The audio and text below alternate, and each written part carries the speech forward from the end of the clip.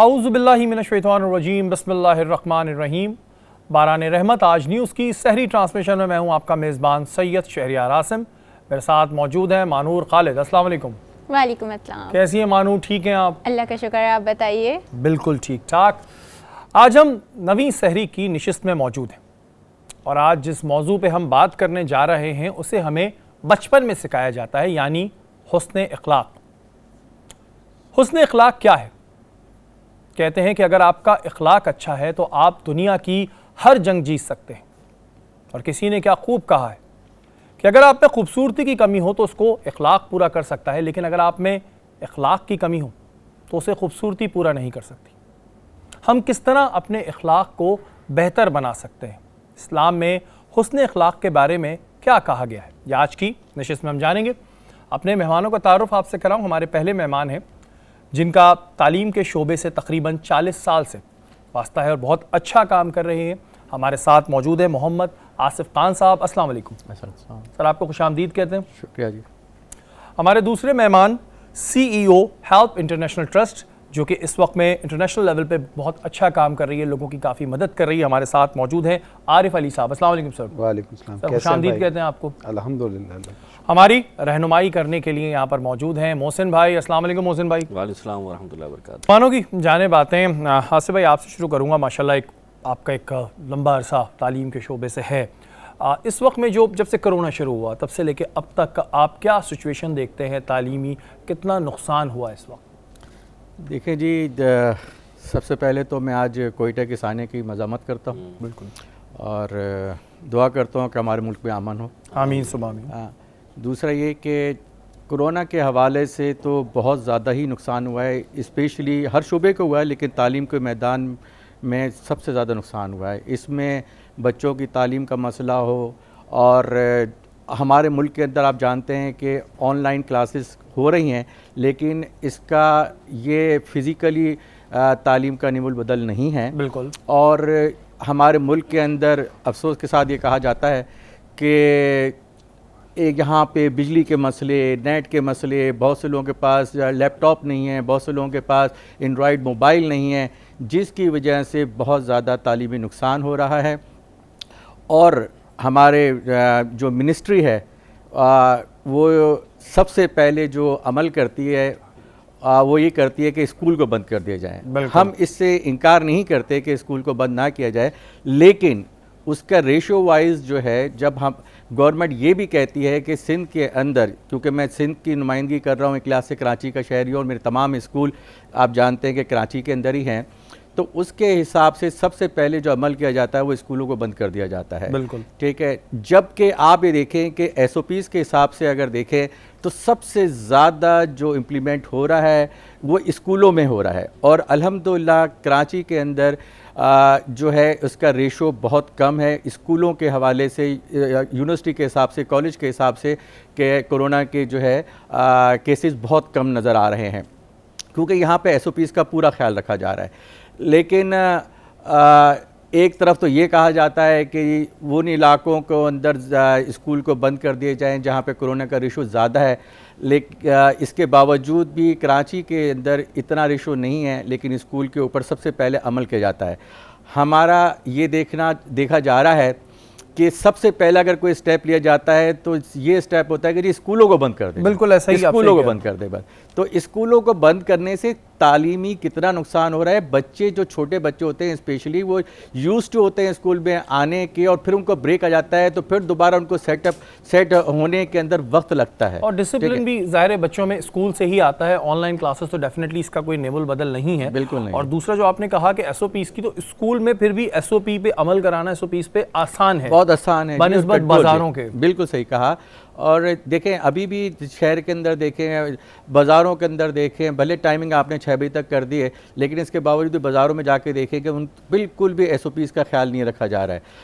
तो मैं ये कहता हूँ कि खुदारा जो है स्कूलों को, कॉलेजों को, यूनिवर्सिटियों को जो है वो खोला जाए जल्द से जल्द, और इस तरह से ना किया जाए कि जी वफाक ने अगर कह दिया कि जी ईद के बाद स्कूल खोलेंगे, तो सिंध गवर्नमेंट ने कह दिया कि जी 1 मई से खुल जाएगा। 1 मई को आप ये देखें कि 20वां या 21वां रोज़ा होगा, उसके बाद जो है आखिरी अशरा चल रहा होगा, ताक रातें चल रही होंगी, तो या तो फैसला कर लें तो एक साथ कर लें। बिल्कुल। ये स्टेप बाय स्टेप करके कंफ्यूज जो करते हैं ना, ये अमल सही नहीं है। बिल्कुल जी, इस वक्त में बड़ी कन्फ्यूजन है और ज़ाहिर है जिन जिन के बच्चे स्कूल जा रहे हैं, जब हमारी उनके पेरेंट्स से ही बात होती है तो वो बड़ा कंफ्यूज हैं कि किस दिन खुलेंगे किस दिन नहीं खुलेंगे। गवर्नमेंट चाहे वफाक हो चाहे सूबाई हो, एक पेज पे रहें, और एक पेज पे जब आप रह के कोई फैसला करेंगे तो डेफिनेटली वो फ्रूटफुल होगा। यहाँ वक्त हुआ एक ब्रेक का, ब्रेक के बाद हाजिर होता हूं।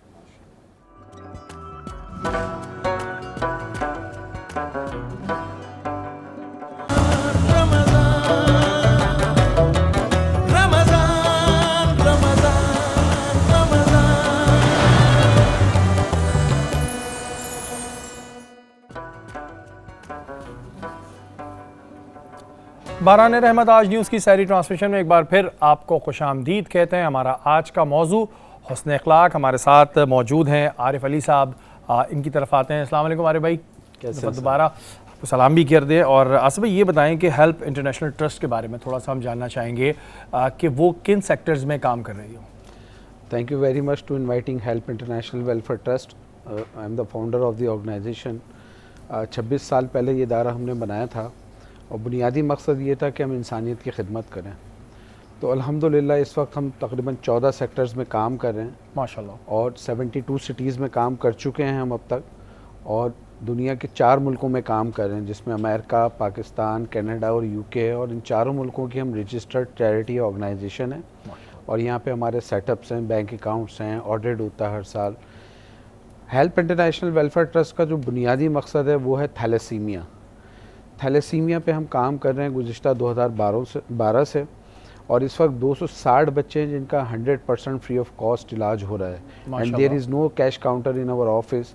हमारे 14 के 14 प्रोजेक्ट सिर्फ इसी बुनियाद पे हैं कि हमारा कोई कैश काउंटर नहीं, यानी हम 5 रुपए की भी कोई पर्ची नहीं बनाते हैं किसी की। माशाल्लाह, ये अल्लाह की तरफ से हमारी जिम्मेदारी है, अल्लाह हमें देता है तो हम ये सारा काम कर रहे हैं। और जैसे ये रमज़ान है, इस वक्त 18 शहरों में जो है हमारी इफ्तार हो रही है पाकिस्तान के, और 3 मुल्कों में हो रही है, तुर्की, नाइजीरिया और बांग्लादेश में। तो ये अल्हम्दुलिल्लाह थ्रू आउट द ईयर साल काम जारी रहता है। और 365 दिन में से कोई एक दिन ऐसा नहीं होता कि जिस दिन हेल्प इंटरनेशनल वेलफेयर ट्रस्ट का काम कहीं ना हो रहा हो, चाहे वो पाकिस्तान हो या अब्रॉड हो। तो अल्हम्दुलिल्लाह हमारा काम हो रहा होता है कहीं ना कहीं। थैलेसीमिया हमने इसलिए चुना कि थैलेसीमिया जो है बेसिकली एक ऐसी बीमारी है जिस पे गवर्नमेंट की तवज्जो तो ना होने के बराबर है, चाहे वो पूरे पाकिस्तान की गवर्नमेंट की बात कर रहा हूँ मैं, वो ना होने के बराबर है। अल्हम्दुलिल्लाह 52 इदारे हैं पाकिस्तान में जो काम कर रहे हैं अपनी मदद आपके तहत, और सब के सब तकरीबन 100% फ्री ऑफ कॉस्ट काम कर रहे हैं। कुछ एक आध इदारा है जो अपनी माली मुश्किलात की वजह से कुछ चार्ज करते हैं, अदरवाइज़ ये सब के सब फ्री हैं और अल्हम्दुलिल्लाह ये इंसानियत को बहुत अच्छा सर्व कर रहे हैं। थैलेसीमिया बेसिकली बीमारी है जो वालदैन से बच्चे में ट्रांसफ़र होती है, और ये माँ के पेट से ही बच्चा थैलेसीमिक पैदा होता है। वो 4-6 महीने में जब पता चलता है, और फिर वो अल्लाह करे 20 साल जिए, 25 साल जिए, 40 साल जिए, तो जब तक उसको 15 दिन, 10 दिन, 20 दिन के बाद ब्लड ट्रांसफ्यूजन करवानी पड़ती है। अब वो इतनी तेज़ी से ब्लड ट्रांसफ्यूजन होती है उसकी, तो उसके साथ उसकी कॉम्प्लिकेशन दिन ब दिन बढ़ती चली जाती है। तो वो फिर उसकी दवाइयों पे इतना बड़ा इन्हिसार हो जाता है उसका कि वो खाना खाए या ना खाए, लेकिन उसको वो दवाइयाँ लाजमी लेनी पड़ती है, और एक्सपेंसिव है। एक बच्चे पे अराउंड मैं बता रहा हूँ, ऑन एन एवरेज कॉस्ट बता रहा हूँ, 40,000 रुपीज़ आता है। 40,000 पर पेशेंट पर मंथ। और आप किसी बड़े प्राइवेट हॉस्पिटल में चले जाएं तो वो और कॉस्ट बढ़ जाती है। हमने जो स्पॉन्सरशिप की हुई है अपने बच्चों की, वो 15,000 की है, ताकि लोग जो नहीं भी दे सकते हैं वो सारे जो जितना हिस्सा डाल सकता है। बिल्कुल। तो अल्हम्दुलिल्लाह इस टाइम कॉर्पोरेट सेक्टर भी हमारे साथ, पाकिस्तान का तकरीबन सारे बड़े कॉर्पोरेट सेक्टर भी हैं, इंडिविजुअल भी है, इंटरनेशनल फंड्स भी आते हैं। तो अल्हम्दुलिल्लाह ये इदारा चल रहा है, और अल्लाह का शुक्र ये है कि हम डे बाय डे अपने काम को मज़ीद बढ़ा रहे हैं। बिल्कुल जी, वो तमाम लोग जो इस कार खैर में अपना हिस्सा डालते हैं, आप यकीन माने कि आपको इसका अजर आखिरत में मिलेगा, और दुनिया में भी अल्लाह ताला कई जगहों पर आपकी वो मदद करता है जिसका आपको पता भी नहीं होता। अरे भाई, आप लोग वाटर सेक्टर पे भी काम करते हैं, मेरी आपसे बात हो रही थी, उसमें मुझे बताएं कि किन किन एरियाज़ में अब तक आपने जो है सर्व किया है, क्योंकि पानी एक बड़ी नेमत है और हमारे यहाँ वो मिलता ही नहीं लोगों को। सर कराची का तो फिर चलें कहीं ना कहीं साथ में ख़रीद के भी ले लेता है। हम जिन इलाकों में काम कर रहे हैं, अब मकसद आप यकीन जाने कई मील जो है ना, लोग अपने कंधों पे, अपने सरों पे जो है ना, वो पानी के डब्बे या मटके वगैरह रख के लाते हैं। ये फिज़िकली देखा मैंने, फिजिकली। बिल्कुल सही कह रहे हो। और बलूचिस्तान इस टाइम सबसे ज़्यादा मुतासिर है, सबसे ज़्यादा मुतासिर हर चीज़ में ये खैर बिल्कुल। तो पानी का सबसे बड़ा फौदान वहाँ पे है। उसके बाद इंटीरियर सिंध में अगर आप ये थर, मिट्टी, बदीन, तलहार, टंडो मोहम्मद खान, इस पट्टी पे आप चले जाएंगे तो यहाँ भी पानी नापैद है। और अगर है तो इतना खारा है कि अगर आपने हाथ में ले लिया और हाथ पे मल लिया तो आपके चिकना हो जाता है। बिल्कुल अजीब सा आपका हाथ हो जाएगा। तो अल्हम्दुलिल्लाह 2021 का टारगेट हमारा 1000 पंप्स हैं, जिसमें से अराउंड 450 लग चुके हैं माशाल्लाह, और 550 हमारे बाकी हैं। सर तो ये जो ऑनगोइंग प्रोजेक्ट है आपने हमारा। जो बात की बलूचिस्तान की, क्योंकि मेरी वर्किंग बलूचिस्तान की बहुत रही है, बहुत, मैंने दाल बदीन, नौकुंडी, नौशकी, दूर, वहाँ पर वाकई में फोकस नहीं है।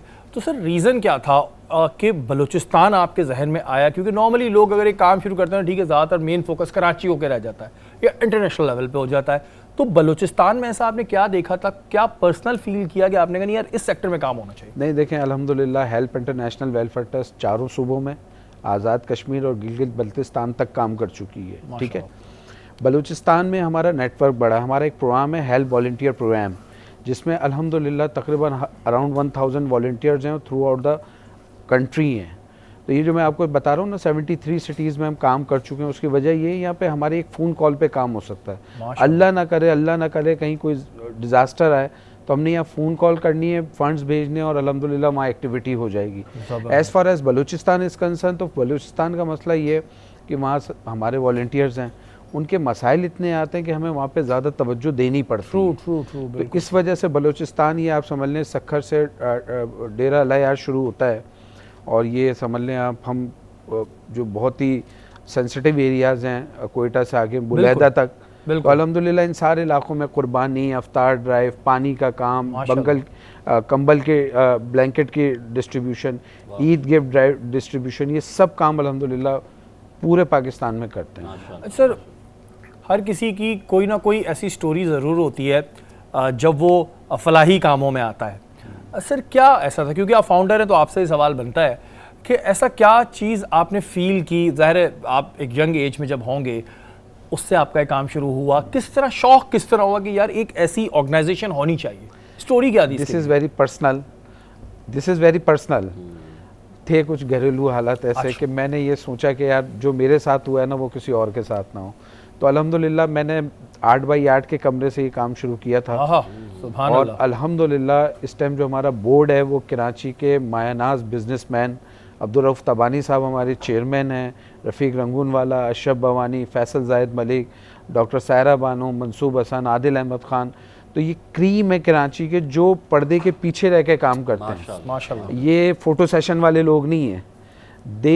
They do work through out the year, they use their contacts through out the year for every activity.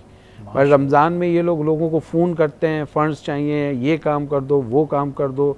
और यकीन जानिए कि मैं बड़ा खुशनसीब हूँ कि अल्लाह ने मेरा ऐसा बोर्ड बनाया, और हम ख़ास तौर पे जो हमारे चेयरमैन हैं अब्दुल रऊफ तबानी साहब, तो मगर ये अल्लाह की देन है मेरे लिए। बेशक। तो ये जो काम मैंने आज से 26 साल पहले शुरू किया था, तो अल्लाह ने मेरी गायबाना इमदाद ऐसी की है कि अल्लाह ताला मुझे मुसलसल लोग भी दे रहे हैं, फ़ंड्स भी दे रहे हैं।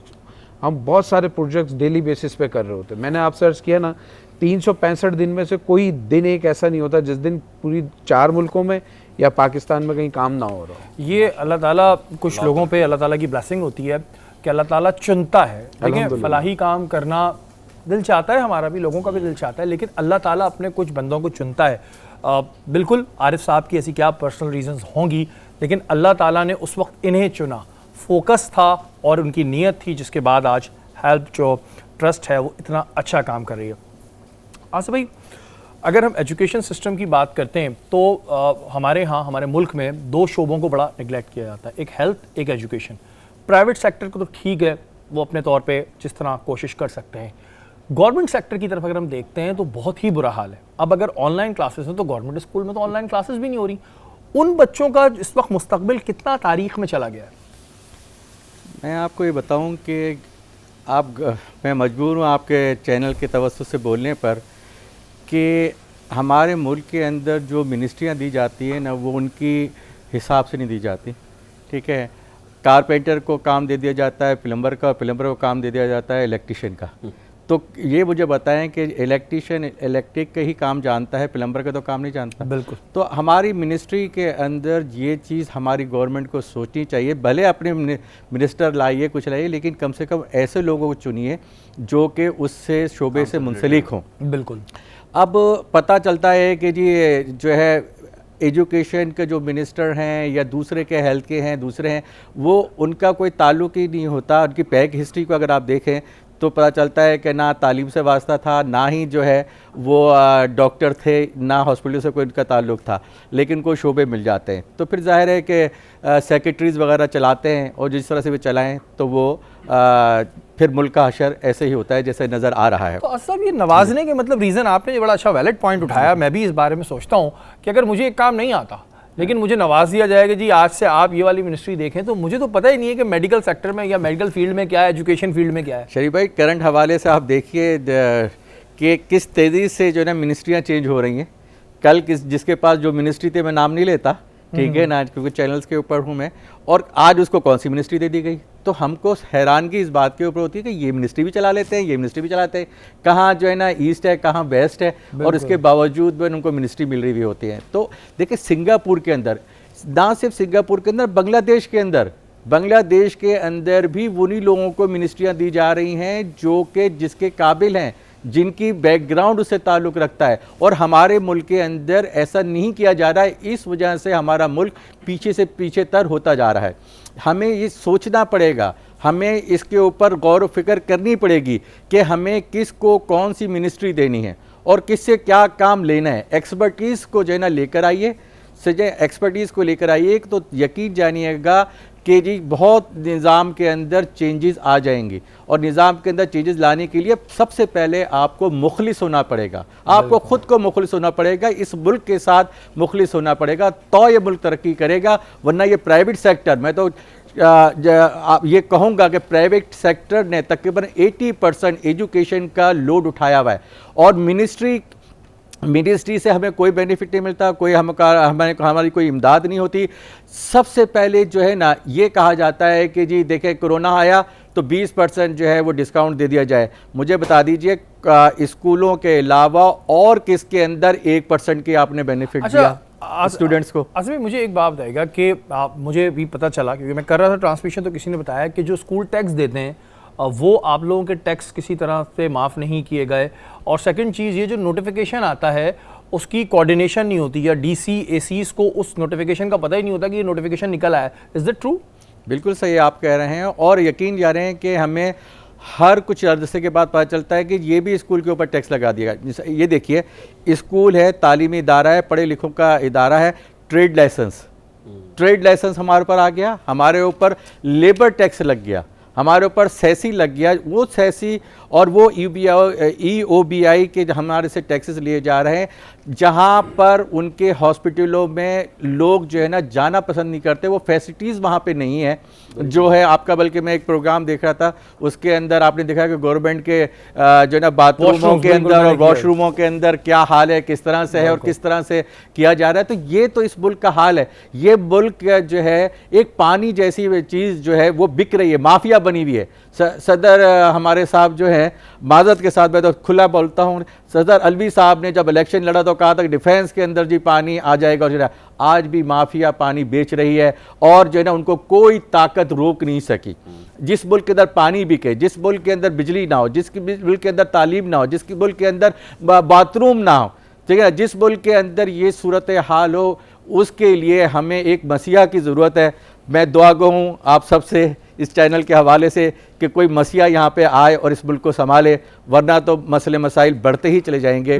और जो है ना हमको अब happy palace group of school के अंदर अल्हम्दुलिल्लाह हमने इतनी फैसिलिटीज़ दी हुई है, और हमारे इतने पेरेंट्स जो है ना एजुकेटेड हैं कि तकरीबन हमारा रेशो जो है वो 60% से ज़्यादा ऑनलाइन क्लासेस ले रहा है।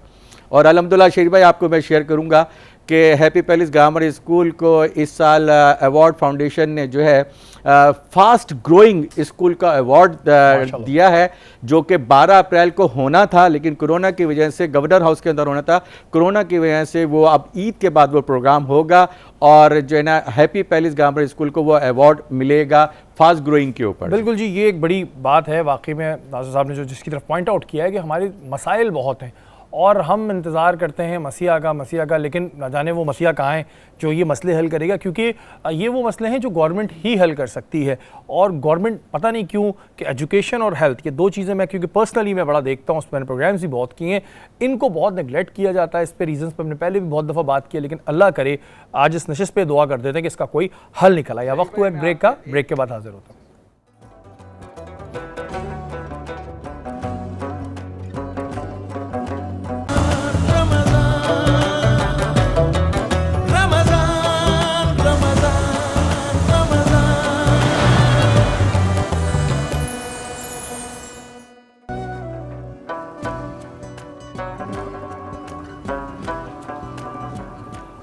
बारान रहमत, इस वक्त हम मौजूद हैं सहरी ट्रांसमिशन में और महानूर के साथ हम मौजूद हैं। जब हम महानूर के साथ मौजूद होते हैं तो हमें भूख लगने लगती है, क्योंकि महानूर इतने ज़बरदस्त खाने बनाती हैं। महानूर, ये बताएं क्या बनाया आपने? ये आज मैंने ग्रीन चिकन बनाई है विद टोमेटो सॉस। ठीक है, और उसके इंग्रेडिएंट्स क्या हैं? बिल्कुल, मैं बता देती हूँ। चिकन के जो हमने पूरा सॉस बनाया वो ये बनाया, पहले चिकन को वही अदरक लहसुन के पेस्ट में अच्छे से भून लिया, इसकी हींग निकाल दी, फिर इसमें हमने नमक, काली मिर्च ऐड की, उसके बाद इसमें थोड़ा सा चिली सॉस ऐड किया है, चिली रेड फ्लेक्स यूज़ करे हैं, उसके अलावा मैंने इसके अंदर थोड़ा सा ऑरिगानो यूज़ किया है। फिर अच्छे से इसको मिक्स कर लिया है। जब मतलब देखा कि थोड़ी सी चिकन गोल्डन होने वाली है तो इसमें मैंने लहसुन को थोड़ा बारीक बारीक काट के डाल दिया ऊपर से। फिर उसके बाद इसमें मैंने शिमला मिर्च डाली है और इसमें मैंने हरी प्याज डाली है। फिर इसको अच्छे से मैंने इसको भूना है उसी मसाले में, उसी पानी में, कोई एक्स्ट्रा पानी इसमें ऐड नहीं किया है। हल्की हल्की आंच में इसको गलने भी दिया है, भूनते भी रहने दिया है, जिससे इसका ये टेक्सचर आ गया, जैसे मैं दिखा सकती हूँ। ये बिल्कुल आप देख सकते हैं, इसमें कोई एक्स्ट्रा पानी यूज़ नहीं हुआ है, ये उसी जो चिकन अपना पानी छोड़ती है उसी में मैंने इसको भूना है। इसके साथ जो टोमेटिनो सॉस है, ये एक तरीके से देसी सॉस है कि हम बाहर से टोमेटो सॉस लेते हैं फिर बनाते हैं। ये भी एक बड़ा आसान सा नुस्खा है जो हम घर में बना सकते हैं कि टमाटर को ब्लेंड करके हमने अच्छे से उसको हल्के से ऑयल में पका लिया, फिर उसमें हमने कुटी लाल मिर्चें डाली हैं, नमक डाला है, थोड़ी सी काली मिर्च डाली, थोड़ा सा ऑरिगानो डाला है और थोड़ा सा हल्दी डाली ताकि उसको कलर आ जाए।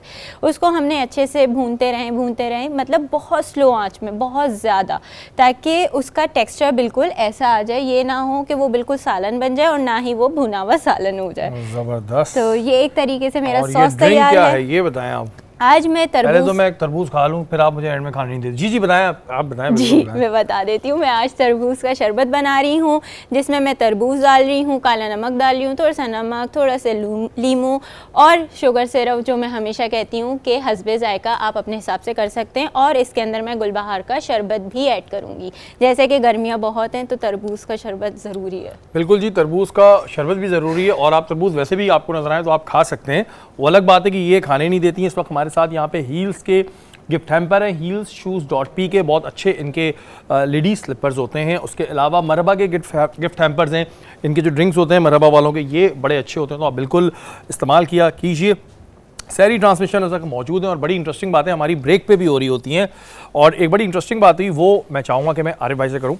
आरिफ भाई, NGOs अपने तौर पे बहुत अच्छा काम कर रही हैं, बहुत मेहनत भी करती हैं, गवर्नमेंट के भी कुछ फ़राइज़ बनते हैं, इसके लिए एक मिनिस्ट्री भी है, उनकी तरफ से कितनी सपोर्ट होती है आप लोगों को? ये तो आपने हमें तकलीफ दे दी सवाल करके। नहीं, आपको जवाब का भी अंदाजा हो गया होगा। 26 साल हो गए इदारे को हमारे, और बहुत सारे दोस्त भी ये काम कर रहे हैं। तो इन 26 सालों में कभी 26 रुपए की भी गवर्नमेंट से कोई ग्रांट नहीं मिली। गो के अप्लाई हमने 26 दफ़ा से भी ज़्यादा किया होगा। और चले पैसे की बात तो दूर की बात है, अगर गवर्नमेंट का कोई नोटिफिकेशन आ जाता है कि जी ये डॉक्यूमेंट जमा करा दें, ये साइन कर दें, ये कर दें, तो जिन दफ्तरों में जाते हैं एक तो वो उनका पुरसाने हाल कोई नहीं होता। जो अफसरान वहाँ बैठे होते हैं उन्हें कुछ पता नहीं होता, और अगर पता होता है तो ऐसे बात कर रहे होते हैं कि जैसे बहुत ही एहसान कर रहे हैं, एहसान कर रहे हैं और अंडर द टेबल के मामलात कर लेंगे फ़ौरन। चीज़ें अटका देंगे, पर गवर्नमेंट से सपोर्ट तो दरकिनार उल्टी आजमाइशें मिल जाती हैं। अब देखें ना, अब हमारा इदारा है, अब हमारे इदारे से चलें टैक्स लेते हैं, ठीक है, हम पार्टीज़ के साथ सामान लेते हैं, उनके साथ तो हमारा बिजनेस हुआ है ना, तो आप उस पर टैक्स ले रहे हैं, ठीक है। हमारा स्टाफ है, आप उसका EOBI काटते हैं, ठीक है। तो अब जब आप EOBI काटते हैं तो उसका एक कार्ड बनता है, 4-4 साल 5-5 साल हो गए हमारे स्टाफ को, उनके कार्ड ही नहीं बन रहे, ठीक है, कार्ड ही नहीं बन रहे। आज वो बंदा रिटायर हो जाए और उसकी पेंशन जो EOBI वालों ने देनी है, वो पेंशन लेने के लिए उसको 2 साल लग जाएंगे बेचारे को। तो जब इनसे कभी इस बारे में बात नहीं होती कि भाई कार्ड क्यों नहीं बन रहे हैं, रीजंस क्या हैं, क्यों आप सर इस्लामाबाद से बन के नहीं आ रहा, अब क्या करूँ मैं उससे? सेक्रेटरी साहब ने साइन नहीं किया है, अभी कोई पॉलिसी नहीं आई है, अभी इसमें टाइम लगेगा, अभी फाइल अंडर प्रोसेस है।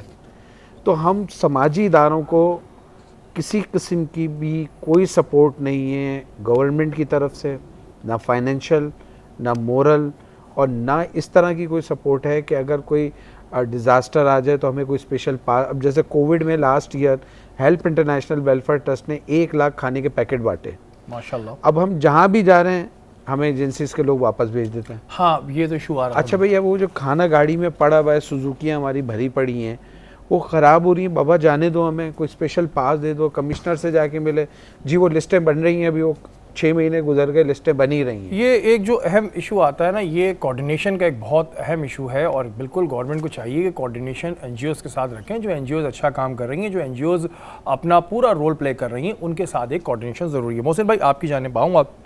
बात हो रही है हुस्न अखलाक के हवाले से, जो हमारा एक आज का मौजू भी है। हुस्न अखलाक के बारे में कुरान पाक में क्या आया है? औज़ुबिल्लाहि मिनश्शैतानिर्रजीम, बिस्मिल्लाहिर्रहमानिर्रहीम। कुरान हदीस की रोशनी में आपके सामने रखता हूँ। इन्नका लअला खुल्क़िन अज़ीम। अल्लाह के रसूल सल्लल्लाहु अलैहि वसल्लम की शान अल्लाह ताला और उसके रसूल के बारे में फरमाया गया कि हमने आपको खुल्क़ अज़ीम के मर्तबे फ़ाइज़ कर रखा है, यानी अखलाक के सबसे आला मर्तबे पर हुजूर को अल्लाह ताला ने कायम रखा है, उनके अखलाक को। अखलाक कहते किसे, पहले तो इसको समझिए, या हुस्न अखलाक किसे कहते हैं। अखलाक से मिलाद ये है कि ऐसा शख्स जिसका किरदार दूसरों के लिए भी नफ़ा बख्शो और अपने लिए भी नफ़ा बख्शो, उसके किरदार में और उसके अफ़कार में वो चीज़ें नुमाया हों जो उसके किरदार को हुस्न दे दें, यानी हसीन कर दें। यानी जब आप उससे मिलें तो आपको उससे मिलने का दिल चाहे, उससे गुफ्तगू करने का दिल चाहे, या उससे कुछ सीखने का दिल चाहे। तो ये अखलाक व किरदार के अफ़कार के, ये जो मैंने आपके सामने पहलू रखे। अब रही बात कि अगर देखा जाए कि अखलाक के ऊपर कि कुरान क्या फरमा रहा है, तो सबसे पहले हुजूर की सीरत रखी, लक़द काना लकुम फ़ी रसूलिल्लाहि उस्वतुन हसना, कि तुम्हारे लिए सबसे बेहतरीन जो नमूना है हुस्न अखलाक का, वो हुजूर की ज़ात। तो हुजूर की ज़ात को अल्लाह ताला ने नमूना रखा हुस्न अखलाक का, किरदार का, अफ़कार का। और फिर अखलाक के बारे में अम्मा आयशा सिद्दीक़ा से फरमाया गया कि हुजूर का अखलाक है क्या, तो आपने फरमाया क्या तुमने कुरान नहीं पढ़ा, क्या तुमने कुरान नहीं देखा? फरमाया आका कुरान से क्या मुराद? तो फरमाया कुरान को देखो, सारा का सारा कुरान हुजूर का अखलाक ही है, सुभान अल्लाह, जो बयान कर रहा है। फिर आपके सामने एक हदीस रखना चाहता हूँ मैं कि अखलाक कहते हैं किसे। आम तौर पे एक शख्स हुजूर के पास आया सामने से और हुजूर से पूछा सबसे बेहतर अमल क्या है? हुजूर ने फरमाया अखलाक सबसे बेहतर अमल है। फिर दाएं जानिब से आया, फिर कहा या रसूलल्लाह सबसे अच्छा अमल क्या है? तो हुजूर ने फरमाया अखलाक सबसे बेहतर अमल है। फिर बाएं जानिब से आया, फिर उसने भी सवाल किया, फिर पीछे से आया, फिर आखिर में हुजूर ने फरमाया कि इससे मुराद ये है कि तुम जब किसी से मिलो तो गुस्सा ना करो, बल्कि खंदा पशानी से मिलो और उससे इतने प्यार और मोहब्बत से मिलो कि वो तुम्हारा गर्विदा हो जाए। मफहूम ये था। तो असल बात ये चली कि इंसान का जो अमल है, चाहे किसी भी जानिब से हो, चाहे किसी भी हालात में हो, उसका अमल ऐसा होना चाहिए कि वो कभी भी गुस्से में ना आए, बल्कि हुस्न माशरत के साथ, हुस्न सुलूक से साथ पेश आए। और इसका सबसे पहला तरीका क्या रही है कि जब आप किसी से मिलते हैं, तो आजकल आप देखें कि हम जब मिलते हैं तो लोग कहते हैं कि पहले ये मुझे सलाम करें, मैं इसे सलाम क्यों करूं? तो सलाम जो पहला लफ्ज़ है, ये ऐसा लफ्ज़ है कि जिसको कुरान हकीम फुरकान हमीद ने फरमा दिया कि जब तुम किसी से मिलो तो फ़हय्यु कि जब तुम मिल रहे हो तो फिर क्या करना है कि अल्लाह ताला कुरान हकीम फरमाया फ़हय्यु बि अहसना मिनहा, कि तुम उससे जब मिलो तो सलाम या ऐसे लफ्ज़ से मिलो कि जब वो तुम्हें सलाम करे तो उससे बेहतर लफ्ज़ से उसको लौटा दो। यानी किसी ने कहा अस्सलाम अलैकुम तो तुम क्या करो अस्सलाम अलैकुम व रहमतुल्लाह, यानी कि उसे खुशी हो कि यार मैं तो सलाम किया था इसलिए तो मुझ पर रहमत भेज। बिल्कुल, और अगर रहमतुल्लाह कहे तो आप कह अस्सलाम अलैकुम व रहमतुल्लाह बरकातहू, और अगर कोई बरकातहू कहे तो वह मग़फ़िरतहू, इससे मिलेगा क्या? मुराद है कि जिसने सलाम किया उसे 10 ने किया, जिसने वह रहमतुल्लाह कहा उसे 20 ने किया, जिसने रहमतुल्लाह व मग़फ़िरतहू कहा तो उसे 30 ने किया। तो हर लफ्ज़ पर अल्लाह ताला नेकियों को बढ़ाता रहता है। बेशक इखलाक ज़ाहिर आपका अगर अच्छा होता है, जैसे मैंने इंट्रो में भी कहा था, तो आप बहुत सी ज़िंदगी की जंग जीत जाते हैं, पर आपको बहुत पॉजिटिव रिस्पांस आता है। लेकिन वहीं कुछ प्रॉब्लम्स भी हैं मोहसिन भाई, बहुत सी जगहों पर हमें अपना इखलाक बुरा करना पड़ जाता है। अगर मिसाल के तौर पे आपके साथ कोई आपका वर्कर काम कर रहा है और कंटिन्यूसली वो गलतियां किए जा रहा है और आप उसको समझा रहे हैं, तो फिर ऐसी सूरत हाल में उसके साथ हुस्न इखलाक कैसे रखें? अच्छा देखिए, हुस्न अखलाक से मुराद ये नहीं है कि आप कोई मिसाल पे कोई ज़्यादती कर रहा हो तो आप उस ज़्यादती सहते रहें। मुराद ये है कि इस्लाम ने ये चीज़ भी नहीं फरमाया कि अगर काफिर है, काफिर आपको ताने दे रहा है, काफिर आपसे ज़्यादती कर रहा है तो आप खामोशी सुने कि भाई ठीक है, मेरे नबी ने तो फरमाया ना कि हुस्न अखलाक से, मेरे नबी ने हुस्न अखलाक से उन लोगों से पेश आने का फरमाया कि जिनके साथ आपको सिला रहमी करनी है, जिनका किरदार और अफकार ऐसा नहीं है कि जो आपके सामने आए हैं तो वो आपके काम में दखल दे रहा हो। मिसाल के तौर पे अगर लेबर है, कई मामलात में लेबर के साथ सख्ती करनी पड़ती है, लेकिन सख्ती से मुराद ये है कि जो आपको उसने वक्त दिया है वो वक्ती तौर पे जो आपका काम है वो मुकम्मल करे, क्योंकि वो भी उसके लिए नाजायज़ है कि अगर वो काम नहीं कर रहा, हरामी कर रहा है मिसाल के तौर पे, तो अल्लाह ताला उसको पकड़ेगा। तो आप उस पकड़ से उसको बचाने के लिए कह रहे मेरा काम करो, वक्त पर करो, तो उसमें तो शरीयत ने हुक्म दिया है कि आप उसमें इसको डांट सकते हैं, समझा सकते हैं। लेकिन मुराद ये है कि किसी शख्स को कहना या समझाना, इस तरीके समझाना कि दूसरे के सामने उसकी तजलील हो, बिल्कुल ये ना की जाए। अच्छा, बल्कि उसको इस तरह समझाया जाए कि वो अकेले में आपकी बात समझ ले, या किसी कमरे में जाके उसको समझा दें कि भाई तुम ये जो हरकतें कर रहे हो इससे बाहर आ जाओ, क्योंकि अमूमन ऐसा होता है लोग अकेले में जो बात समझते हैं वो सबके सामने समझने मुश्किलात होती है। अच्छा मोहसिन भाई, कहते हैं कि जी बिज़नेस में जो भी लोग बिज़नेस कर रहे होते हैं उसके लिए अखलाक अच्छा रखना बड़ा ज़रूरी होता है, लेकिन देखने में आता है जब कुछ लोगों का बिज़नेस बहुत चल जाता है तो उनके अखलाक में चेंजेस आ जाती हैं, तो क्या उससे उनके बिज़नेस पर फ़र्क पड़ता होगा, क्योंकि अब तो चल गया बिज़नेस? देखिए, अल्लाह के रसूल सल्लल्लाहु अलैहि वसल्लम में फिर भी इसी हदीस पर आऊँगा कि बिज़नेस का चलना अलग बात है, लेकिन उस चीज़ को कायम व दायम रखना असल बात है ना, कि वो बिज़नेस जिसने रिस्क में इजाफा किया है क्या वो रिस्क को कमी नहीं कर सकता? बिल्कुल ऐसे ही है कि इंसान अगर ये सोचता है ना, कि मैं फिर वही बात आऊँगा, यहाँ आ गई बात आपकी तकब्बुर की, कि इंसान तकब्बुर जब करता है तो फिर ये सारी चीज़ें मामलात पैदा होती हैं। और फिर मैं वही हदीस बयान करूँगा आपके सामने कि रसूलुल्लाह सल्लल्लाहु अलैहि वसल्लम ने फरमाया है कि जो शख्स तकब्बुर करता है ना, उसका हाल ये है कि अल्लाह के रसूल फरमाते हैं कि तकब्बुर अल्लाह की चादर है, जो अल्लाह की चादर को खींचता है अल्लाह उसकी गर्दन तोड़ देता है। बिल्कुल जी, इंसान के अंदर से जो तकब्बुर है वो इंसान को बड़ा फंसाता है, और ये चीज़ काफ़ी जगहों पे देखने में भी आई है, और बड़े बड़े लोग इसमें इसकी जद में आए हैं कि जब उनके अंदर तकब्बुर आया तो फिर उनका क्या हाल हुआ, ये पूरी दुनिया ने देखा है। यह वक्त तो एक ब्रेक का, ब्रेक के बाद हाजिर होता है।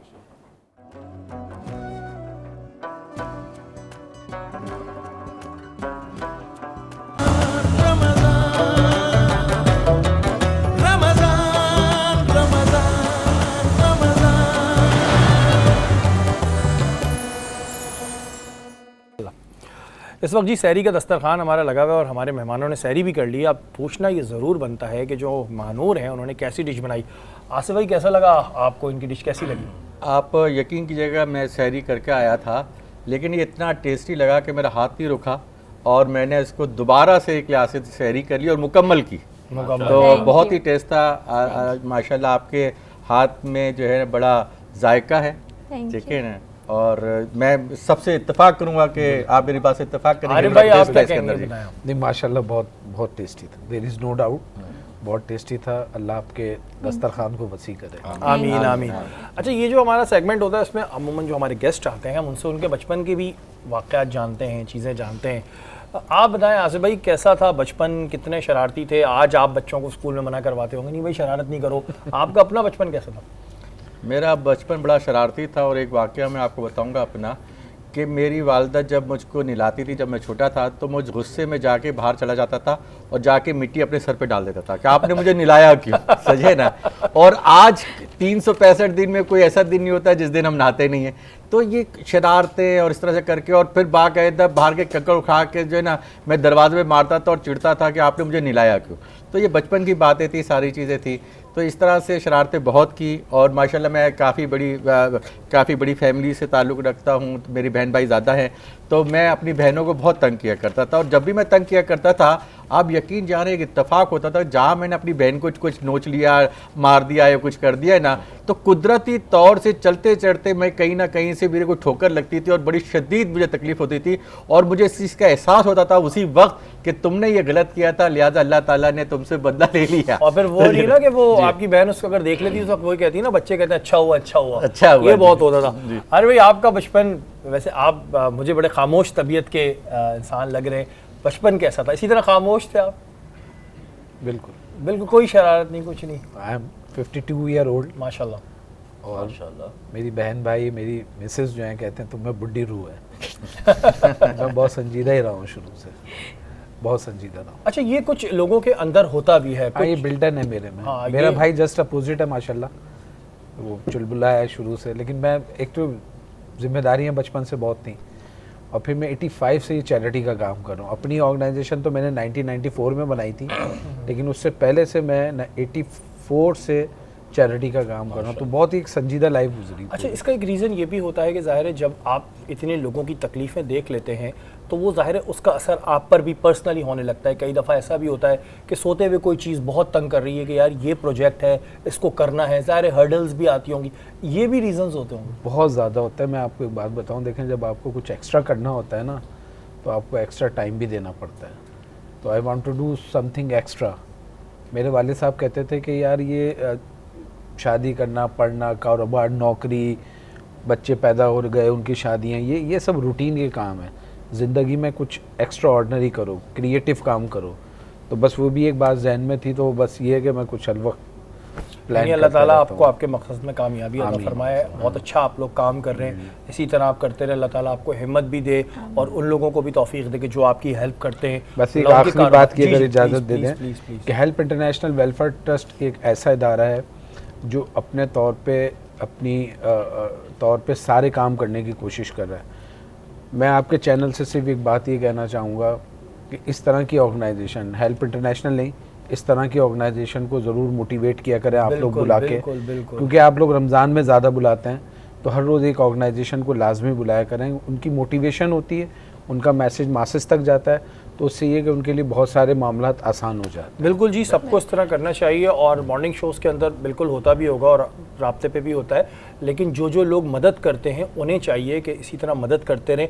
आपको अल्लाह ताला जो है उसका अजर देता रहेगा। कोई ज़िंदगी में इंसान कभी अजर नहीं दे सकता, अजर आपको मेरे रब से मिलने। मानूर, आपको कोई सवाल था मुफ्ती साहब के लिए? बिल्कुल मुफ्ती साहब, मेरा आपसे ये सवाल है कि अगर कोई हमसे बदतमीज़ी करे तो क्या फिर भी हम उससे नरम लहजे से पेश आएँ? ये इनका अपना कोई पर्सनल लग रहा है जी। देखें, अल्लाह के रसूल सल्लल्लाहु अलैहि वसल्लम की हदीस है, जो शख्स किसी मुसलमान की गलती या जो कसूर है वो दरगुजर करता है, तो अब उसने गलती की है, अगर आप बड़े बनकर उसके कोशिश करके दरगुजर कर देते हैं तो उस पर अल्लाह ताला रोज़े महशर उसके जो वो अमाल हैं जो ख़ताकार हैं, जिनसे वो गुनाहों की वजह से जहन्नुम में जा सकता है, अल्लाह ताला उन अमाल से दरगुजर कर लेता है। तो एक बात तो ये, लेकिन हाँ ये है कि तंबी कर सकते हैं, आप उसको नसीहत कर सकते हैं कि भाई तुमने ये गलती की है, लेकिन कोशिश करें कि अफू दरगुजर करने की। और इसकी बड़ी मिसाल है कि अल्लाह ताला कुरान हकीम फरमाता है, वल काज़िमीन गैज़ा वल आफ़ीना अनिन नास वल्लाहु युहिब्बुल मुहसिनीन। यस, कि अल्लाह ताला फरमाते हैं कि जब मोमिनों को गुस्सा आता है ना, तो वो क्या करते हैं, गुस्से को पी लेते हैं। वल काज़िमीन गैज़ा, कि वो गुस्से को पी लेते हैं। वल आफ़ीना अनिन नास, उनका काम है वो माफ़ी दे देते हैं, माफ़ कर देते हैं। और इससे भी बड़ा काम क्या है कि वो फिर एहसान भी करते हैं, यानी कि जो ज़्यादती कर रहा है उसको तोहफ़ा भी दे देते हैं, नाम है कि भाई ठीक है आप आइंदा मुझसे तुम ये। या फिर अल्लाह के रसूल ने फरमाया कि किसी मुसलमान के लिए जायज़ नहीं कि वो दूसरे मुसलमान से 3 दिन से ज़्यादा खफा हो। और तुम में से बेहतर ये है, कौन बेहतर है, तुम में से बेहतर वो है जो सलाम में पहल करे। बिल्कुल जी, हमारे यहाँ ये होता है कि 3 दिन क्या रिश्तेदारों में ये होता है, बहन भाइयों में होता है, इतने दिन की नाराज़गी होती है। ये बात बिल्कुल मुफ्ती साहब ने सही की, जब गुस्सा आता है उस वक्त कंट्रोल करना बिल्कुल मुश्किल होता है, लेकिन उस वक्त आप सोच लें कि आज ये आपका इम्तिहान है और अगर उस इम्तिहान से आप निकल गए तो आपकी लाइफ में कोई प्रॉब्लम नहीं होगा। आसिफ भाई, जो स्कूल्स होते हैं, प्राइवेट स्कूल्स पे मैं आता हूँ, उन पर माजरत के साथ, कोई मेरी तरफ से ये नहीं, लोगों ने एक माफिया का भी अल्फाज लगा दिया है। फ़ीस के ऊपर एक बड़ी डिबेट चलती है कि जी जो स्कूल्स हैं वो कुछ एक्स्ट्रा फ़ीस लेते हैं, आपका इस पर क्या कहना है? देखें, ऐसा नहीं है कि कोई एक्स्ट्रा फ़ीस लेते हैं, और पेरेंट्स भी इतने शरीफ नहीं हैं कि वो एक्स्ट्रा दे देंगे हमको, ये ना। आजकल तो ये सिचुएशन चल रही है कि पेरेंट्स की जो फ़ीसें हैं वो 8-8, 9-9 महीने तक वो पेमेंट नहीं कर रहे हैं, और उन्होंने उनके हाथ में लाख रुपए का मोबाइल तो होता है, उनके जो है ना कि कहता, अगर उनकी ड्रेसिंग देखें, उनके घर देखें, सब कुछ बड़े तो 1000 गज के बंगले में रहते हैं, लेकिन फ़ीस के मामले के अंदर जो है ना पता चलता है कि कोरोना सिर्फ इसी के ऊपर अफेक्ट कर रहा है, बाकी चीज़ों पर नहीं अफेक्ट कर रहा। कोई एक्स्ट्रा फ़ीस नहीं होती, और एक्स्ट्रा फ़ीस की हमें इजाज़त भी नहीं है, तो गवर्नमेंट जिस चीज़ की हमें इजाज़त देती है वही चीज़ हम ले पाते हैं, और अगर कोई एक्स्ट्रा कोई फ़ीस ले रहा है तो पेरेंट्स को ये चीज़ के जो है वो राइट्स हैं कि वो डीजी के पास जाए और जाकर वहाँ पे कंप्लेन करे और अपना जो है क्या कहते हैं मसला बताए। अच्छा आसिफ भाई, इस तरह की भी चीज़ें सुनने में आती हैं, अच्छा वो आप बैठे तो मैंने कहा आपसे क्लियर कर लूँ कि हम सुनते हैं कि जी स्कूल में वो बच्चे का बैग रोक लिया या बच्चों को जो है बंद कमरे में बंद कर दिया फीस न देने पे। इन स्टोरियों की रियलिटी क्या है? सर, मैं आपको बताऊं कि जिस तरफ आपका इशारा है, मैं स्कूल का नाम तो नहीं लेना पसंद करूंगा, नाम तो किसी का लेकिन ये मैं बताऊंगा कि वो एक मैनिपुलेट जो है कहते हैं केस था, और उसकी बाकायदा मैंने खुद भी तहकीकात की, और मैंने हमारे एसोसिएशन के लोग भी उनके स्कूल में गए, तो पता ये चला है कि वो डिफ़ॉल्टर थे 4-5 महीने के। उनके पेरेंट्स से रब्ता किया जा रहा था, उनसे कहा जा रहा था कि जी आप इसकी फ़ीस भर दें, इतने महीने हो गए हैं। उनको कॉल की गई, उनकी डायरी के ऊपर लिखा गया, उनको बुलाया गया, उन्होंने इसको कोई रिस्पांस नहीं दिया। तो एज़ा जो है मजबूरी जो है स्कूल वालों ने उस बच्ची को जो है अपने जो है पास बैठा लिया और उसको अपने पास रोक लिया, और ताकि पेरेंट्स यहाँ पर आए और हमसे कम से कम बात तो करें कि क्या अपनी अगर कोई इसकी मजबूरी है हम उसको सुनने के लिए तैयार हैं, उनको कंसीडर करने के लिए तैयार हैं, उनको फैसिलिटेट करने के लिए तैयार है। लेकिन वो पेरेंट्स ने जो है बच्ची को लेने के साथ किसी दूसरे एनजीओस को जो है ना लेकर आए वहाँ पर, जो कि मसले मसाइल फिर बढ़ते चले गए, और फिर पता चला कि उस स्कूल के ऑनर के ख़िलाफ़ FIR कटवा दी गई। अब मुझे बताइए कि जी FIR एक एजुकेशन जो मुहैया कर रहा है, जिसको 30-35 साल हो चुके हैं, जो कि एजुकेशन दे रहा है, उसके खिलाफ आप FIR कटवा रहे हैं, ये क्या है? और डिफ़ॉल्टर तो आप हैं ना। अच्छा, अगर जैसे सपोज वैसे एक स्कूल है उसमें 1000 बच्चा पढ़ रहा है, तो क्या स्कूल की इंतज़ामिया, क्योंकि आपके माशाल्लाह बहुत स्कूल है, इस चीज़ का ख्याल रखती है कि अगर मिसाल के तौर पे बच्चा 3 साल से पढ़ रहा है और अभी इसके फाइनेंशियली हालात ठीक नहीं है, तो कोई वेव ऑफ होता है? कोई इस तरह का बिल्कुल होता है, बहुत ज़्यादा कंसीडर किया जाता है। मेरे अपने स्कूल के अंदर ये है कि अगर कोरोना की वजह से किसी की डेथ हो गई तो उसकी बच्चे की तालीम फ्री हो गई है, और जो बेवा है उसको जो है 50% मिनिमम 50% डिस्काउंट दिया जाता है हमारे यहाँ। अच्छा, और ये ऑन रिकॉर्ड कह रहा हूँ, आके चेक कीजिए, आपको मैं दावत देता हूँ, आके चेक कीजिए कि हम इस तरह से सारी चीज़ें दे रहे हैं। अगर कोई आके कहता है कि जी मेरी सिर्फ 15,000 रुपये फ़ीस है और मैं किराए के मकान में रहता हूँ और ये मेरे यूटिलिटीज़ के बिल्स हैं और मैं अफोर्ड नहीं कर सकता, तो बाकायदा हम स्कूल वाले जो है उसको सारे वो बेनिफिट देते हैं, क्योंकि हमारा मकसद सिर्फ कमाना नहीं है, हमारा मकसद तालीम फराहम करना भी है। और तालीम अगर फैलेगा तो ही जो है ना क्या कहते हैं हमारी आखिरत भी सुधरेगी और ये मुल्क तरक्की करेगा। बिल्कुल जी, इस तरह की सोच रखनी भी चाहिए, और ज़ाहिर जो स्कूल्स हैं वो भी अपने तौर पे कोशिश कर रहे होते हैं, और अगर कोई स्कूल ज़्यादती भी कर रहा है तो आपके पास राइट है कि आप कंप्लेन करें। आप दोनों मेहमानों का बहुत बहुत शुक्रिया कि आप लोग आए। अल्लाह ताला आप लोगों को आपके मकासद में कामयाबी अता फरमाए। बहुत सारी दुआएं आप लोगों के लिए। वक्त हुआ एक ब्रेक का, ब्रेक के बाद हाज़िर होते हैं।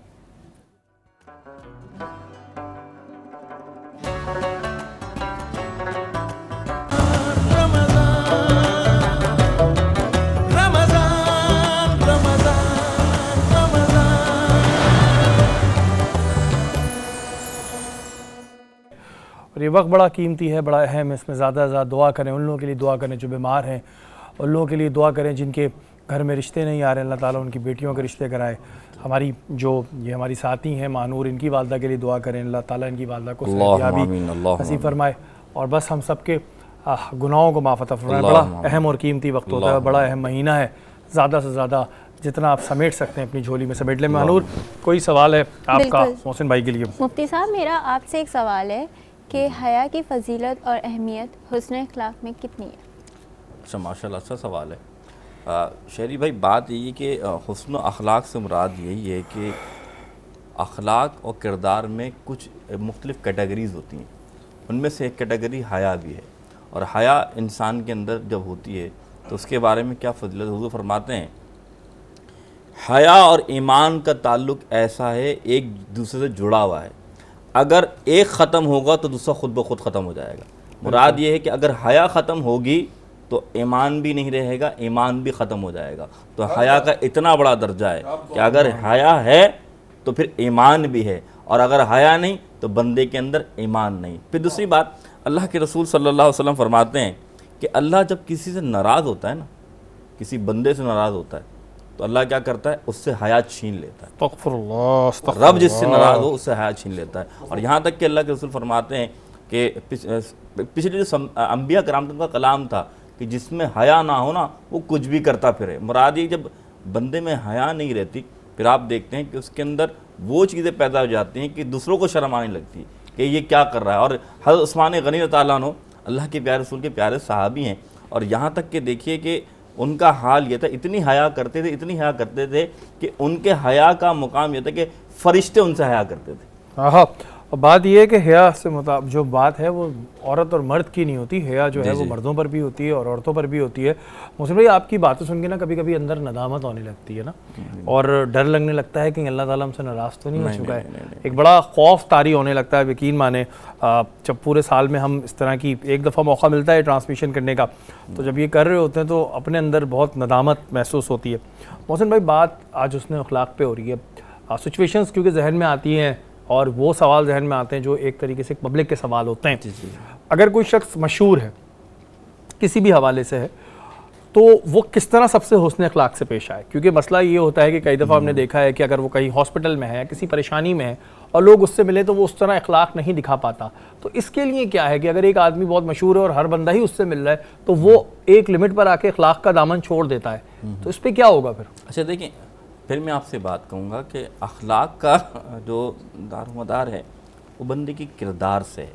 और जाहिर सी बात है, आप जैसे मिसाल के तौर पे एक शख्स वो मजमे में जाएगा, भीड़ में जाएगा, तो वो जाहिर सी बात है फंस जाएगा और उसके लिए मुश्किलात पैदा हो जाएंगी, उसका वहाँ से गुजरना मुश्किल हो जाएगा। फिर मैं आपसे कहूँगा, अखलाक एक इनफरादी पहलू है।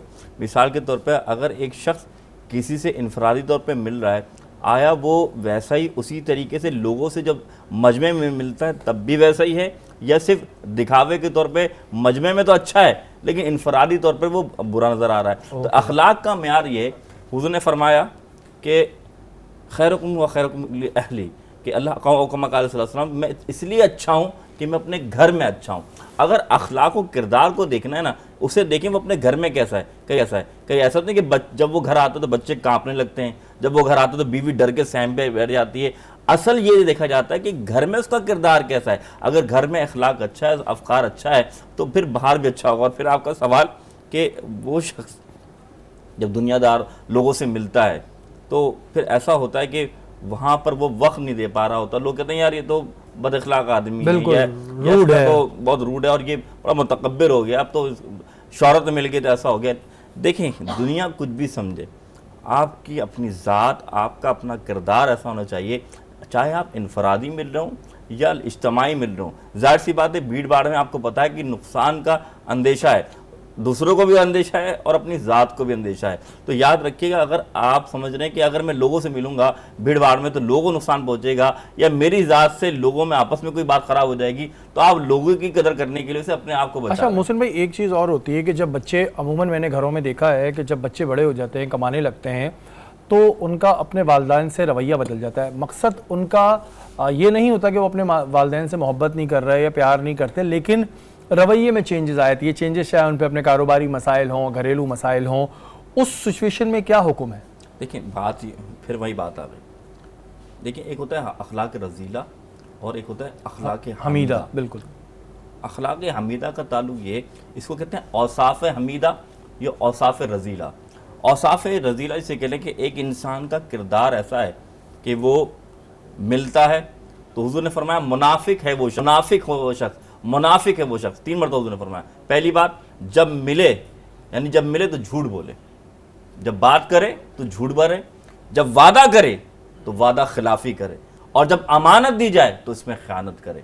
अब इसमें आप मेरी बात को समझिएगा कि आपने कहा कि अपने माँ बाप से हम जब मिल रहे हैं या लोगों से मिल रहे हैं तो लोगों से तो अच्छे तरीके से मिल रहे हैं, लेकिन जब बड़े हो जाएंगे और माँ बाप से हम बोले यार ये तो घर की मुर्गी दाल बराबर वाला हिसाब होता है ना, कि ठीक है माँ बाप हैं, ठीक है मिल लिया नहीं मिला। ये याद रखिएगा, कोई भी शख्स अपना किरदार चाहे बाहर रखे या घर वालों के सामने रखे, किरदार यकसा होना चाहिए। यानी मुनाफिक की निशानी है कि वो अपने किरदार को बदलता है, दूसरों के सामने कुछ और होता है, अपने घर वालों के सामने कुछ और होता है। यानी वादा खिलाफी, ये भी तो वादा खिलाफी है। हुक्म ये कि माँ बाप का अदब करो, हुक्म ये कि माँ बाप के साथ सिला रहमी करो, हुक्म ये कि वही किरदार जिस तरह बचपन में तुम अपने साथ माँ बाप का रखते थे वैसी मोहब्बत अब बड़ों के भी दो। लेकिन हम अपने माँ बाप के साथ क्या कर रहे हैं? आज आपने नहीं देखा कि हम वो वादा खिलाफी ही कर रहे हैं कि दूसरों के साथ, अपने दोस्तों के साथ बड़े मिलजुल रहे होते हैं, बड़े अच्छे से पेश आ रहे होते हैं, लेकिन जब घर में आते हैं माँ बाप क्या, घर वाले क्या, कोई कमी नहीं, ठीक है यार फिर मिल लेंगे, आज नहीं फिर मिल लेंगे। एक वक्त आता है बाप भी नहीं रहता, माँ भी नहीं रहती, फिर याद आता है यार काश मैं अपने माँ बाप को टाइम दे देता। मोहसिन भाई, इखलाक को अगर कोई अपने बेहतर करना चाह रहा हो उसके लिए क्या कोई दुआ है, बेस्ट सोल्यूशन क्या है कि भाई ठीक है मैं भी ये सोच रहा हूँ मैं अपना इखलाक बेहतर करूँ, अभी दुनिया में निकलूंगा फिर मेरा वही हो जाएगा कि यार ये तंग कर रहा है वो तंग कर रहा है, गाड़ी चलाते भी बंदा आधा इखलाक तो वहाँ दिखा देता है अपना। कोई चीज़ है ऐसी? बिल्कुल बिल्कुल है। देखें मेरे नबी की सीरत है, हुजूर की सीरत से बढ़कर कुछ नहीं बेशक, है। बेशक। और अगर आप हुजूर को देखेंगे ना, हुजूर की तालीमात को जब आप देखेंगे, मैं मिसाल देता हूँ, एक बुढ़िया, मोहसिन भाई लेकिन हम तो उनकी धूल के बराबर भी नहीं है ना। नहीं है, बिल्कुल नहीं है, हमारी तो है ही औकात नहीं। नहीं। लेकिन मुसलमान का काम क्या है? मेरी जिंदगी का मकसद तेरी दीन की सरफराजी, मैं इसीलिए मुसलमान, मैं इसीलिए नमाजी। आपको अगर देखना है ना तो हुजूर के किरदार और अफ़कार को ही देखना होगा। बात ये, दुआएं तो बहुत हैं कुरान में। जब आप नमाज पढ़ते हैं, नमाज में हर मर्तबा जब सूरह फातिहा पढ़ते हैं, आप क्या दुआ करते हैं? इहदिनस सिरातुल मुस्तकीम, इहदिनस सिरातुल मुस्तकीम, ए मेरे रब मुझे सीधी राह पर चला। फिर भी इंसान से खताएं होती हैं, तो मुराद क्या है कि इंसान तो खताएं करता है, लेकिन उसके पास एक रास्ता है जो अल्लाह ने अभी हमारे सामने रख दिया कि तुम मेरे नबी के उसवे हसना को अपनाओ ना। जिस तरह मेरे नबी ने अगर किसी से वादा किया तो पूरा निभाया, अगर किसी से इसार किया, मिसाल के तौर पर मैं आपके सामने कुरान की आयत रखता हूँ कि अल्लाह ताला कुरान में फरमाता है कि कुछ लोग ऐसे हैं कि वो खाना जो है ना, इंसान खाने से मोहब्बत करता है और उसे यानी खाना उसे पसंद होता है, ज़ाहिर सी बात है अपनी ज़िंदगी को चलाना है, तो वयुतिमुन तामा अला मिस्कीन ही फरमाया गया कि अल्लाह ताला कुरान हकीम फुरकान हमीद में यह आयत फरमा रहा है वयुतिमुन तामा अला हुब्बिही मिस्कीनन व यतीमन अव असीरन। कुरान में अल्लाह ताला फरमा रहा है कि ताम क्या मतलब कि जो खाना खिलाते हैं अल्लाह की मोहब्बत में, मिस्कीन को, यतीम को और कैदी को। अब इससे क्या मुराद है? इस आयत से मुराद ये कि कुछ लोग ऐसे हैं खाना उनके पास है, इतना खाना है कि खुद खा सकते हैं, लेकिन क्या होता है कि वो इस खाने को दूसरों को बांट देते हैं। कोई यतीम आ रहा तो बांट रहे हैं, कोई मिस्कीन आ रहा तो बांट रहे हैं, कोई कैदी आ रहा तो बांट रहे हैं। ये आयत जो उतरी ना, इसका नुज़ूल ये था कि हज़रत अली रज़ियल्लाहु ताला अन्हु, हज़रत फ़ातिमा ज़हरा ताला अन्हा और इमाम हसन हुसैन ये दस्तरखान पे बैठे थे। 3 दिन ऐसा हुआ। पहले दिन क्या हुआ? पहले दिन मिस्कीन आया, वही खाना था, उठाकर आपने दूसरे को दे दिया। दूसरे दिन यतीम आया, वही खाना था, आपने उठाकर दे दिया। तीसरे दिन कैदी आया, वही खाना था, उठाकर दे दिया। खुद भूखे रहे, हालांकि खा सकते थे वही खाना, लेकिन क्या तीनों दिन किस लिए काम किया? अल्लाह की रज़ा के लिए। जब इंसान अल्लाह की रज़ा के लिए जीना सीख लेगा ना कि मैं जो काम भाई यही तो बात है कि ऐसा ईमान, ऐसी पुख्तगी लाएं तो लाएं कहाँ से? अब जाहिर है अगर हजूर पाक सल्लल्लाहु अलैहि वसल्लम की तालीमात को देखें, हमारे लिए रोल मॉडल वही हैं। बिल्कुल ऐसे हम आपके जो वाक़यात सुनाते हैं वो सुन के हमारे रोंगटे खड़े हो जाते हैं, लेकिन अगर इंसान होकर सोचें तो हम ये प्रैक्टिकली क्यों नहीं कर पा रहे? अच्छा, कहाँ कमी है हम में? फिर इस पर फिर भी बात आती, सोहबत की कमी है, ऐसे लोगों में बैठने की कमी है। आप याद रखिएगा, मैं आपको चैलेंज कर रहा हूँ, चंद दिन आप शीशा पीने वाले या हुक्का पीने वालों के साथ बैठ जाएं, भले आप ना पीते हो, या आप सिगरेट पीने वालों के पास बैठ जाएं, एक दिन आपको ये लत लग जाएगी। इसी तरीके से चंद दिन आप नमाजी के साथ बैठ जाएं, मैं चैलेंज करता हूँ आप एक दिन खुद नमाज पढ़ना शुरू कर देंगे। सोबत साले तुरा साले कुनत, सोबत ताले तुरा ताले कुनत। नेकों की सोबत इंसान को नेक बना देती है, बुरों की सोबत इंसान को बुरा बना देती है। हम यहाँ 1 महीने बैठते हैं, हम में क्यों नेकी की हलावत होती है? क्योंकि हम नेकी की बातें सुनते हैं, नेकी के अफकार सुनते हैं। तो सोबत असर रखती है। जितना आप जिसकी सोबत में रहेंगे ना, वो असर आप इतना ही अडॉप्ट करेंगे। अब ये होता है 1 महीने बाद 11 महीना में मिलते हैं, तो 11 महीने में जिस माशरे में हम रहते हैं ना, फिर वो चीज़ असरअंदाज हो रही होती है। सबसे बेहतरीन इलाज ये है कि जितना वक्त आप दुनिया में देते हैं ना, थोड़ा वक्त अल्लाह उसके रसूल के। अच्छा मोहसिन भाई, आपने कहा कि मुनाफिक है वो शख्स जो वादा नहीं पूरा करता। बिल्कुल। हमारे यहाँ मजाक में भी बहुत से वादे हो जाते हैं। क्या मजाक में किया हुआ वादा काउंट नहीं होता? बहुत से लोग करते हैं यार प्रॉमिस कर रहा हूँ मैं तुम्हारा ये काम करूंगा, बाद में असर होते हैं। नहीं। मजाक में किया हुआ वादा, क्या वादे का ताल्लुक नियत से होता है, मुंह से निकल गया तो वादा हो गया? बात ये कि जिस काम की अहमियत है वो भी देखी जाएगी ना, कि अगर वाक़तन मजाकन वाक़ हक बात ये कि मजाक में भी झूठ बोलना झूठ ही होता है मेरे भाई। और अल्लाह ताला ने लानत फरमाई, लानतुल्लाहि अलल काज़िबीन, झूठों पर खुदा की लानत है। अब खुदा की लानत का हकदार तुम बन रहे हो तो मजाक ही ऐसा क्यों कर रहे हो? और अगर ऐसे ही ज़ुबान से निकल रहा है तो याद रखिएगा, वादा चाहे मजाक में किया हो, वादा चाहे आपने सीरियस किया हो, वादा होता है। और उस शख्स के बारे में अल्लाह के रसूल ने वादे फरमा दिए तुम मुनाफिक हो। लेकिन फिर मैं बात कहूँगा कि अगर आप ऐसी उर्फ़ आम में एक बात कर रहे हैं कि भाई प्रॉमिस में ये काम कर लूँगा, तो ये आदत ख़त्म करें। क्योंकि अल्लाह उसके रसूल की तालीम यही है कि मुनाफिक की अलामत 3 अलामत बताएंगे, याद रखिएगा। आप समझ जाइए ये शख्स सही नहीं, इसका किरदार सही नहीं है, इसका अखलाक सही नहीं है। पहली बात, जब बोलेगा झूठ बोलेगा, और झूठ आप देखेंगे कसम ज़्यादा खाते। जो झूठा शख्स होगा ना, वो खुदा की कसम, अल्लाह की कसम, ये जो शख्स ज़्यादा झूठ कसम खाए। मोहसिन भाई, बहुत से लोग कसम इस वजह से भी खाते हैं कि उनको अपनी बात की अहमियत और एहसास का यकीन दिलाना होता है कि यार मैं बात सच बोल रहा हूँ। देखिए मैं आपको बताऊँ, ये हदीस है रसूलुल्लाह सल्लल्लाहु अलैहि वसल्लम की। जो झूठा शख्स है ना, वो ज़्यादा कसमें खाता है, वो ज़्यादा जो है ना कसमों की तदबीर करता है। क्यों करता है? क्योंकि वो अपनी बात को अहमियत जतलाना चाहता है। और जिसका किरदार और अफकार अच्छा हो ना, वो कसम ना भी खाए ना, अल्लाह ताला उसकी ज़ुबान में वो तासीर रहता है, दूसरा खुद समझ जाता है कि ये जो बात कर रहा सच कह रहा होगा। असल बात वही है, किरदार का नाम है दीन। मैं फिर एक मिसाल देता चाहता हूँ, बात इतनी, हुज़ूर सल्लल्लाहु अलैहि वसल्लम मक्के से निकले तो एक बुढ़िया खड़ी थी, सामान बहुत सारा था, किसी की तरफ निगाहें तलाश कर रही थी। तो हुजूर ने फरमाया अम्मा कोई काम है तो बताइए। फरमाया मुझे मक्के से बाहर जाना है और जल्दी जाना है। फरमाया अच्छा ठीक है, मैं सामान उठा लेता हूँ। अब रास्ते में चलने लगे तो बुढ़िया ने कहा तुम तो कितने अच्छे हो, तुम तो कितने प्यारे हो। अच्छा चलो एक तुम्हें अच्छी बात तुम्हें बता देती हूँ, मैं इसलिए मैं यहाँ से जा रही हूँ कि यहाँ एक जादूगर आ गया है, जो उससे मिलता है ना वो उसी का हो जाता है, जो उसकी बात सुनता है वो उसी की बात सुनने लगता है। वो इतना प्यारा है कि वो बात ही करता है, लोग ईमान ले आते हैं। उसका नाम मोहम्मद है। अब ये बातें सुन रहे हैं, जब मक्के से दूर चले जाते हैं, जहाँ पहुँचना होता है, सामान रखते हैं, माँ कहती है, अम्मा कहती कि बेटा अपना नाम तो बता जाओ, इतनी बड़ी नेकी की, तुम तो इतने प्यार हो। फरमाया मैं वही मोहम्मद हूँ जिसके बारे में आप कह रही थी। तो हुजूर ने बार बार कसमें तो नहीं खाई, हुजूर ने अपना किरदार दिखाया। आपका किरदार ऐसा है, दीन नाम है किरदार का, दीन नाम है अफकार का। बात यह कि हम तो बड़े लेन देन की बात करते हैं, अगर आपके अफकार सही नहीं तो फिर आपके मामला भी ठीक नहीं। बिल्कुल जी, किरदार और हुस्न अखलाक पे बात हो रही है और बहुत सा दिल चाहता है हमारा कि ये बातें चलती रहें, लेकिन ज़ाहिर है वक्त की कमी होती है। और यकीन माने कि जब इस तरह की ट्रांसमिशन में अपनी बात कर रहा हूँ, क्योंकि मैं किसी और की बात नहीं करूँगा, जब मैं कर रहा होता हूँ तो मुझे एक शर्मिंदगी हो रही होती है कि हम कहाँ अपने हज़ूर पाक सल्लल्लाहु अलैहि वसल्लम की तालीमात को फॉलो कर रहे हैं।